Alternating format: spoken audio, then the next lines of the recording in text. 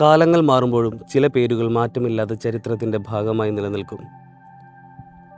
മസ്കറ്റിലെ പഴയ തലമുറയ്ക്കും പുതിയ തലമുറയ്ക്കും ഒരുപോലെ സുപരിചിതമായ പേരാണ് ഹരിദാസ് നാൻസി. ചരിത്രം തുടങ്ങുന്നത് 1938-ലാണ്. ഗുജറാത്തിലെ കച്ച് എന്ന പ്രദേശത്തു നിന്നും മെച്ചപ്പെട്ട ജീവിതം തേടി കടൽ കടന്നു വന്നവർ.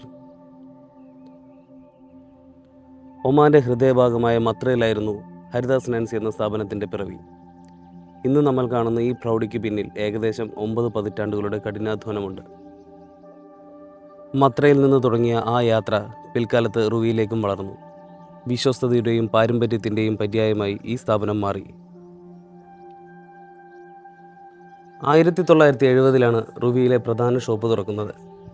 ഇന്ന് റുവിയുടെ ഹൃദയഭാഗത്ത് ഇന്ത്യക്കാരുടെ പ്രിയപ്പെട്ടൊരിടമാണ് ഹരിദാസ് നാൻസി. ഏതൊരുതര ഇന്ത്യൻ ഉൽപ്പന്നവും നമുക്കിവിടെ ലഭ്യമാണ്.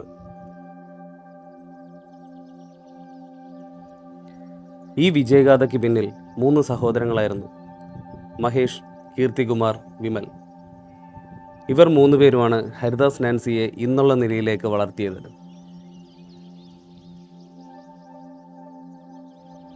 മഹേഷ് നാൻസിയുടെ മകൻ ജിഗറാണ് ഇന്ന് ഈ പാരമ്പര്യം മുന്നോട്ട് നയിക്കുന്നത്. പിതാവും പിതൃസഹോദരന്മാരും കാണിച്ചു കൊടുത്ത പാതയിലൂടെ കാലത്തിൻ്റെ മാറ്റങ്ങൾ ഉൾക്കൊണ്ടുകൊണ്ട് ജിഗർ ഹരിദാസ് നാൻസിയെ പുതിയ ഉയരങ്ങളിലേക്ക് എത്തിക്കുന്നു.